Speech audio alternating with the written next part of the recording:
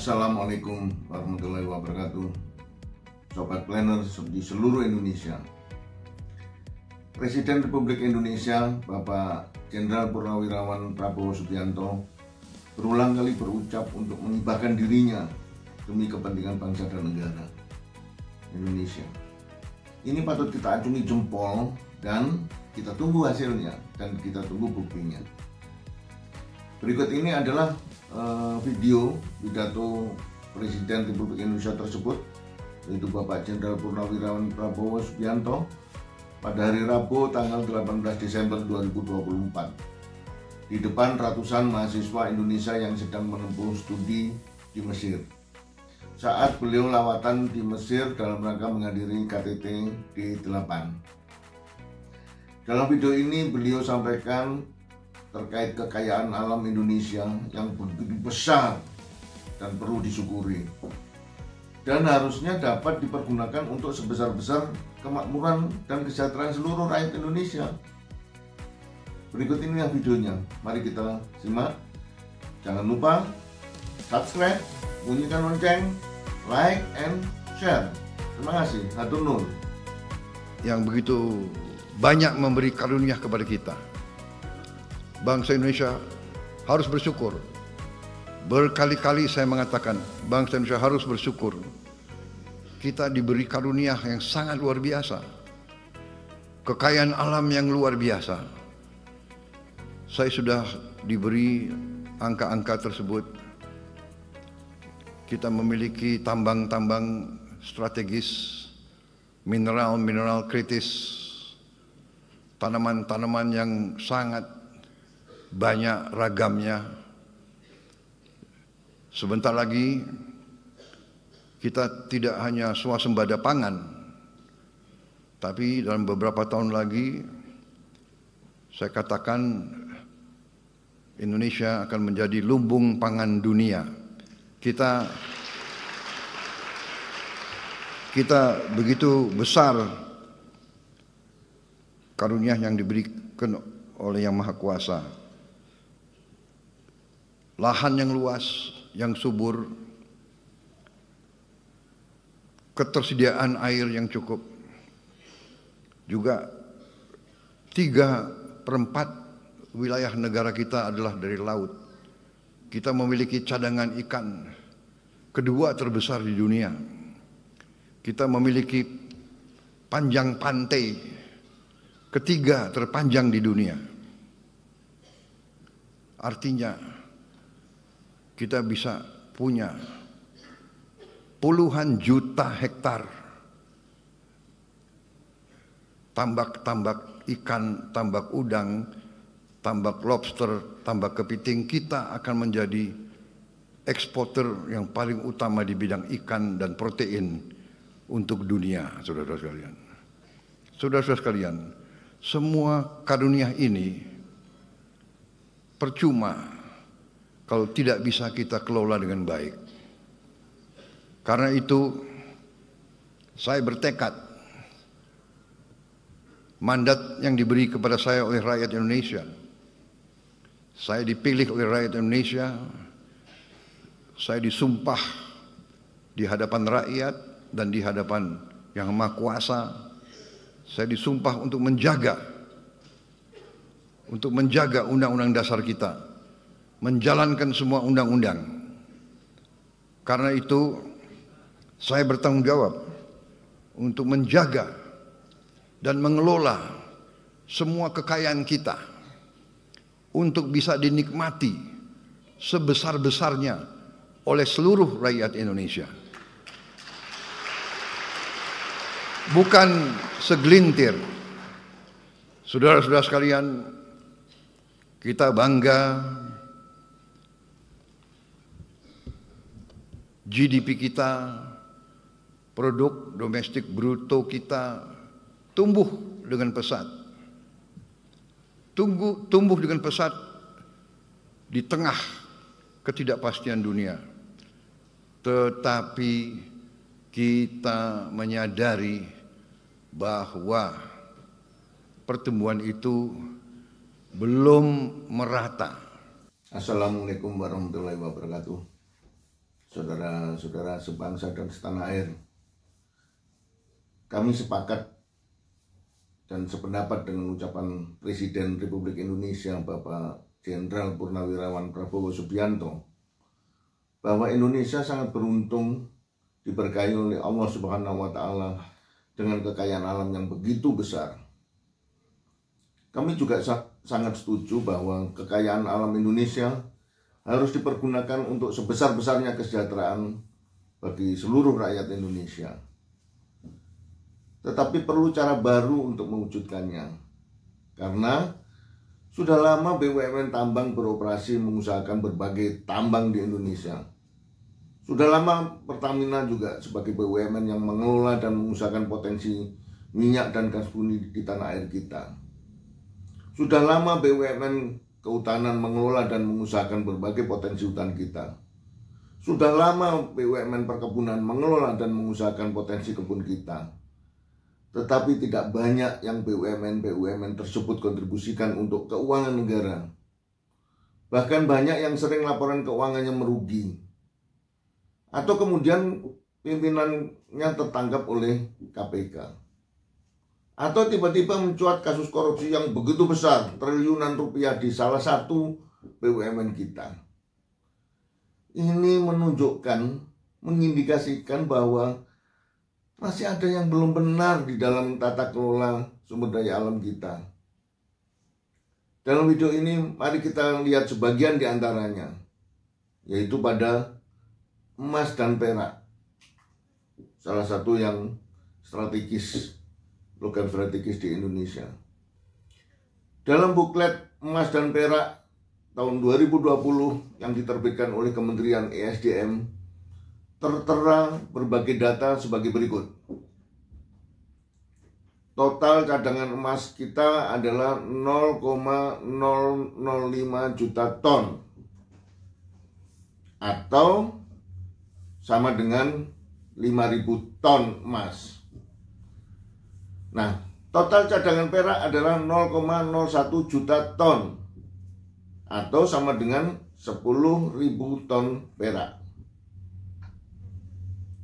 Walaupun cadangan tersebut patut diduga masih jauh dari potensi nyatanya, tetapi jika itu dinilai dengan uang, dengan asumsi 1 gram emas bernilai 1 juta rupiah dan 1 gram perak bernilai 15.400 rupiah, maka kekayaan dari emas dan perak tersebut yang dimiliki oleh Indonesia itu bernilai sama dengan sekitar 5.154 triliun rupiah. Bayangkan, ini hanya dari emas dan perak. Dan dapat diduga itu jauh dari potensi nyatanya. Jika dianggap nilai yang tertulis pada buklet tersebut berasal dari data-data yang dikeluarkan oleh berbagai perusahaan yang sekarang mengelola dan mengusahakan SDA tersebut, yang selama ini beroperasi, maka dapat dipastikan bahwa data tersebut jauh dari lebih kecil dari yang sebenarnya. Jika dianalogikan dengan apa yang terjadi pada tambang emas di Grasberg, Papua pada tahun 2020, cadangan total emasnya diperkirakan 54,8 juta ons. Namun pada laporan tahun 2014 dinyatakan cadangan totalnya hanya 28,2 juta ons. Artinya terjadi perbedaan atau terjadi penyusutan hampir setengahnya yang dilaporkan berdasarkan yang selama ini diolah. Nah, jika yang pada perkiraan cadangan emas dan perak ini setengahnya disembunyikan, maka data yang benar adalah sebesar 2 kalinya dari data yang terpublish oleh ESDM tersebut. Jika total cadangannya benar atau nyata adalah 2 kali dari yang tertera pada data di ESDM tersebut, maka dapat diduga hanya dari emas dan perak saja nilainya bisa mencapai 10.308 triliun. Nah, nilai sebesar ini sudah dapat dipergunakan untuk menutup seluruh hutang Indonesia yang kita miliki sekarang. Hanya dari emas dan perak. Bagaimana jika ditambah dengan logam-logam mulia maupun yang bernilai strategis lainnya? Bagaimana jika ditambah dengan kekayaan alam lainnya yang berasal dari kehutanan, perkebunan, dan kekayaan kelautan dan perikanan?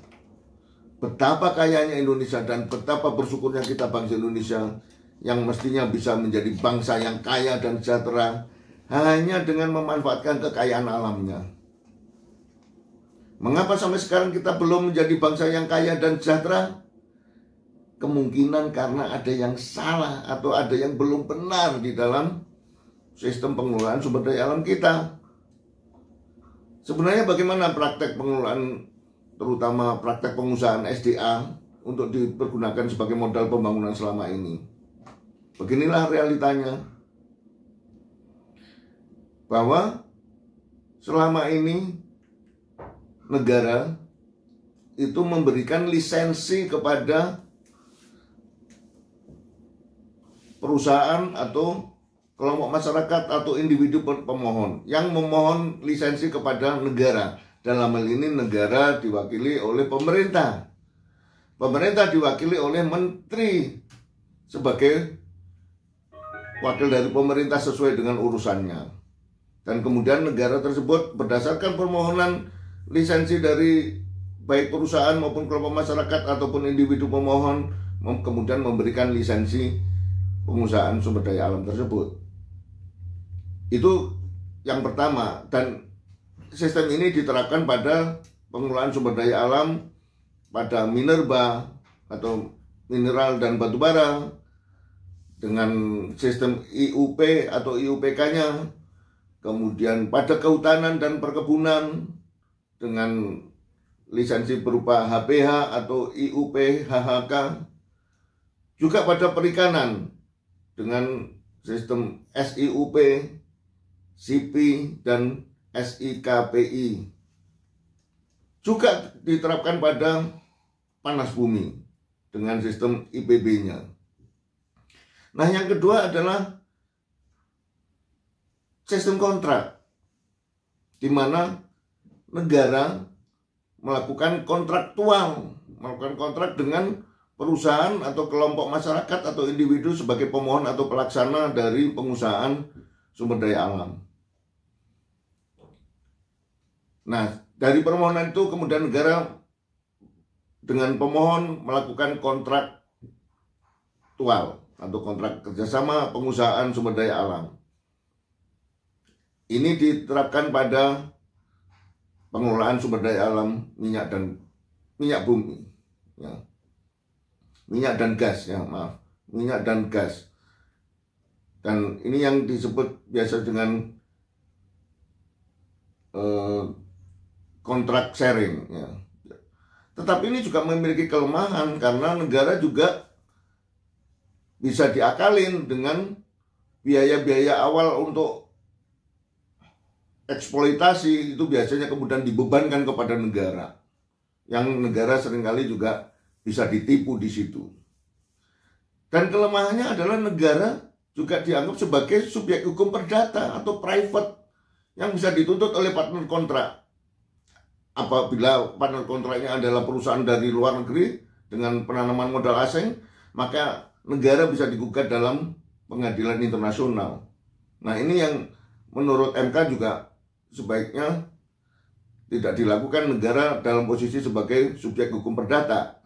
Harusnya negara berlaku sebagai subjek hukum publik, di mana negara hanya memberikan lisensi untuk mengusahakan. Kekayaan alam tetap milik negara. Nah, yang dalam hal ini diwakili oleh pemerintah dan dilaksanakan oleh menteri.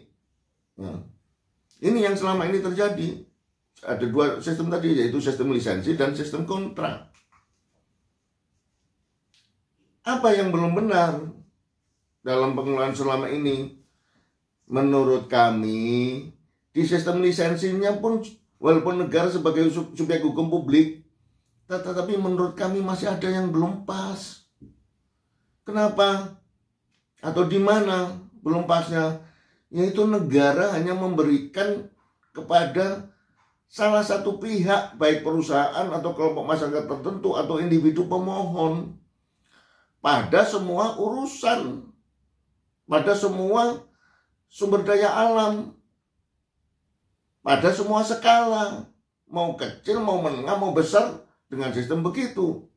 Padahal yang besar atau menengah, mulai dari menengah dan besar, itu sebenarnya memiliki kemungkinan untuk menguasai hajat hidup orang banyak. Dan mestinya tidak dilakukan dengan penunjukan pada salah satu pihak tertentu. Kenapa? Termasuk kepada BUMN satu tunggal.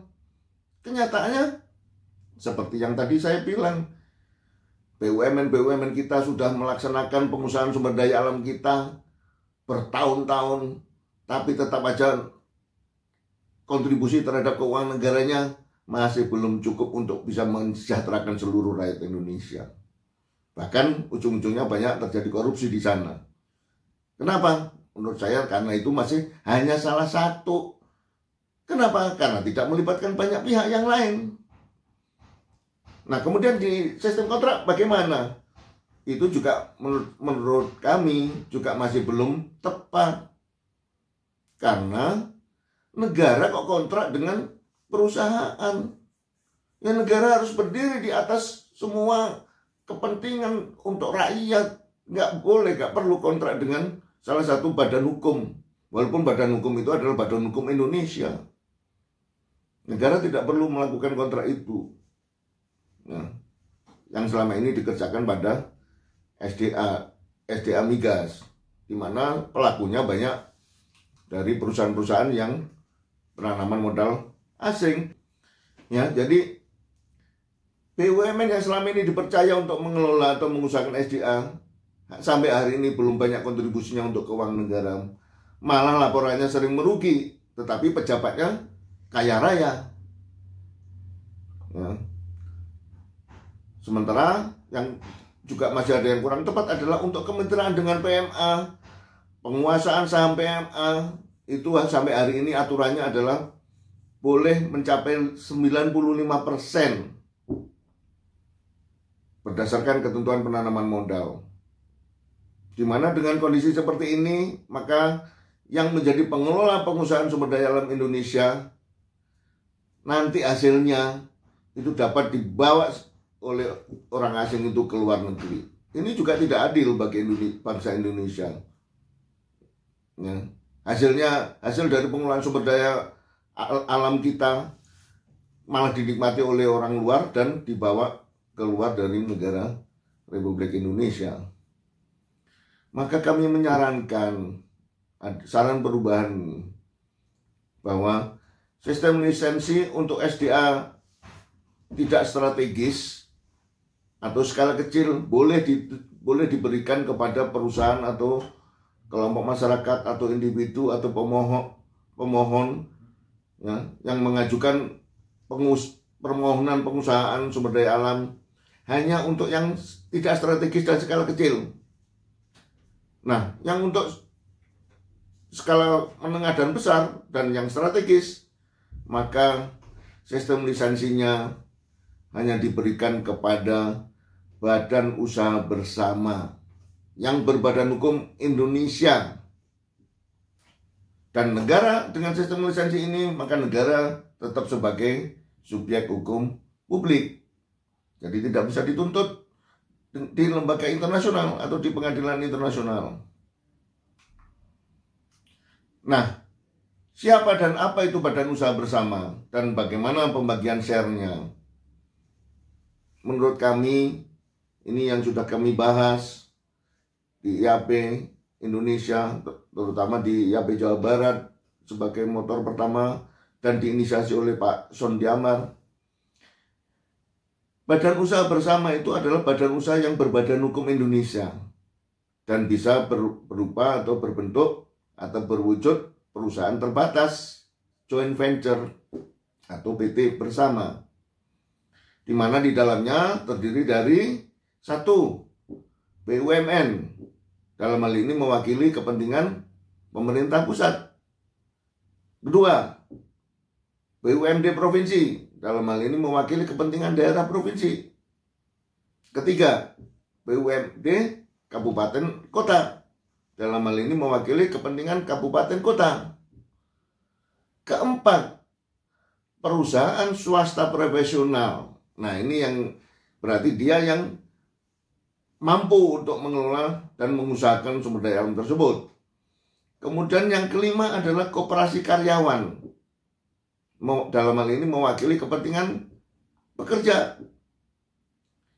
Keenam dan ketujuh itu adalah gabungan. Ini mewakili yang setempat, masyarakat setempat, yaitu dapat berwujud BUMDes atau kelompok masyarakat setempat atau masyarakat adat. Dalam hal ini mewakili kepentingan komunitas setempat. Ya. Dan kemudian yang ketujuh adalah lembaga dikti atau pendidikan tinggi atau PT atau perguruan tinggi atau lembaga pendidikan vokasi atau lembaga profesi setempat atau pemerhati lingkungan setempat yang ada kontribusinya, ada kaitannya dengan pengelolaan sumber daya alam baik dalam pengusahaan, konservasi maupun pemanfaatan khusus. Nah, perusahaan swasta profesionalnya dapat berupa swasta nasional ataupun swasta asing. Tetapi itu hanya dari dananya. Badan usahanya tetap adalah badan usaha yang berbadan hukum Indonesia. Ya. Jadi perusahaan bersamanya juga PT bersamanya berbadan hukum Indonesia. Kalau ada perusahaan asing juga sebaiknya bermitra menjadi badan hukum Indonesia, sehingga semuanya tunduk dan taat kepada hukum yang ada di Indonesia. Nah, bagaimana sharingnya? Bagaimana share-nya masing-masing? Ini disputable ya, dapat kita perdebatkan. Tetapi gagasan kami bahwa pemerintah pusat untuk yang strategis, ya, untuk yang strategis dan skalanya skala besar terutama, maka pembagian secara umumnya begini. Tapi nanti bisa juga dibagi lagi berdasarkan kestrategisannya maupun berdasarkan skalanya. Ini untuk bayangan saja, bahwa untuk yang strategis nasional dan memiliki skala besar, maka BUMN mewakili kepentingan pusat itu memiliki share sebesar 20%. Kemudian BUMD mewakili kepentingan pemerintah provinsi 15%. BUMD kabupaten mewakili pemerintah kabupaten kota 15% juga. Nah, PT profesional atau yang profesional di dalam pengusahaan SDA itu hanya dapat share 35%. Sementara dikti atau vokasi itu dapat 5%. Dan koperasi pengusaha, koperasi karyawan dan masyarakat setempat itu dapat porsi 10%. Artinya semuanya dapat, baik mulai dari pusat, daerah maupun komunitas masyarakat setempat. Semuanya dapat, semuanya akan happy, dan semuanya akan bersama-sama mengelola ini, dan semuanya akan mengawasi bagaimana pengelolaan dan pengusahaan dari SDA yang diusahakan. Jadi bukan hanya kepada salah satu PT profesional, termasuk hanya kepada BUMN, satu BUMN, tidak. Tetapi semua ada di dalam situ. BUMN mewakili kepentingan pusat, BUMD kepentingan daerah, dan begitu juga masyarakat setempat lainnya. Dengan begitu maka tidak akan kemungkinan untuk terjadinya korupsi atau penyalahgunaan di dalam pengelolaan dan pengusahaan sumber daya alam itu akan semakin kecil. Kenapa? Semakin banyak orang ngawasi di dalam pengelolaan sumber daya alam tersebut. Ya. Maka kami merekomendasikan, satu, pemerintah seharusnya memberikan lisensi untuk SDA yang strategis skala menengah dan besar hanya kepada BUB atau badan usaha bersama, bukan kepada badan usaha satu saja. Sedangkan untuk yang tidak strategis atau skala kecil dapat diberikan kepada salah satu perusahaan atau kelompok masyarakat setempat. Itu boleh kalau yang tidak strategis dan skalanya kecil. Maka nanti berarti perlu dilakukan, yang kedua adalah perlu dilakukan pengklasifikasian SDA. Mana yang strategis, mana yang non strategis. Begitu juga penentuan skalanya, mana yang skalanya kecil, menengah, dan besar. Sehingga nanti lisensinya juga mana yang harus diberikan kepada PUB, mana yang dapat diberikan langsung kepada salah satu perusahaan swasta ataupun BUMD ataupun BUMN ataupun komunitas masyarakat setempat. Nah, yang ketiga adalah bahwa status hukum PUB adalah lembaga berbadan hukum Indonesia, sehingga pemerintah atau negara tidak dapat diadukan ke pengadilan internasional. Yang keempat, perusahaan swasta profesional, baik penanaman modal asing maupun penanaman modal dalam negeri, hanya maksimum mendapatkan porsi share sebesar 35%. Sehingga keuntungan maksimumnya juga hanya 35%. Mengapa?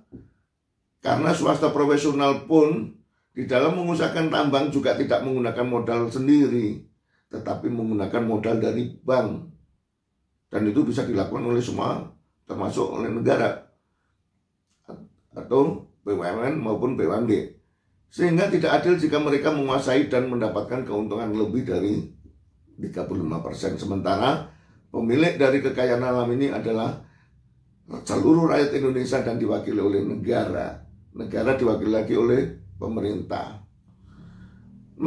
Nomor 5 rekomendasi kami adalah bahwa perlu dilakukan inventarisasi dan penelitian yang lebih mendalam terkait dengan kekayaan alam di Indonesia. Dan kemudian dilakukan valuasinya, karena diduga cadangannya terduganya masih jauh dari potensi yang ada sekarang. Yang diduga sekarang masih jauh dari potensi nyatanya. Kemudian yang terakhir adalah negara dan daerah mampu menyisihkan dana sebagai kekayaan yang dipisahkan kepada BUMN maupun BUMD untuk program pengusahaan sumber daya alam strategis skala besar dan menengah. Jadi daerah maupun negara juga dapat membuat program untuk pengusahaan SDA ini dengan melakukan kerjasama tadi dengan PT profesional dan masyarakat setempat. Nah, itu semua sekedar membuka wacana pemikiran kita bahwa begitu kaya kita, tetapi kok Indonesia sampai hari ini belum bisa mengentaskan kemiskinan, belum bisa menjadi orang kaya dan sejahtera. Bahkan kemiskinan itu masih bertambah. Maka semua rekomendasi tersebut yang kami sebutkan tadi itu sebenarnya sudah tercakup di dalam konsep Ikatan Ahli Perencanaan Wilayah dan Kota Indonesia untuk rancangan Undang-Undang Sistem Pengelolaan Sumber Daya Alam yang sebelumnya diinisiasi oleh Pak Dr. Sondiamar dan kemudian dibahas pertama kali bersama YAP Jawa Barat. Konsep ini pernah disampaikan kepada pimpinan DPD RI pada 1 Oktober tahun 2021, yaitu tepat Hari Kesaktian Pancasila, dan kemudian disusun RUU dan naskah akademiknya pada tahun 2023, yaitu naskah akademik dan RUU Sistem Pengelolaan Sumber Daya Alam di DPD RI. Namun sampai sekarang belum dipublikasikan, entah apa yang menjadi alasannya. Semoga RUU Sistem Pengelolaan Sumber Daya Alam dapat segera dibahas bersama DPR RI dan dapat dilegalisasi menjadi undang-undang sesuai dengan yang kita cita-citakan dan mampu menjadikan bangsa ini menjadi bangsa yang kaya dan sejahtera. Demikian, tunggu video-video berikutnya. Insya Allah akan kami publikasi berikutnya. Terima kasih. Assalamualaikum warahmatullahi wabarakatuh. Atur nuhun.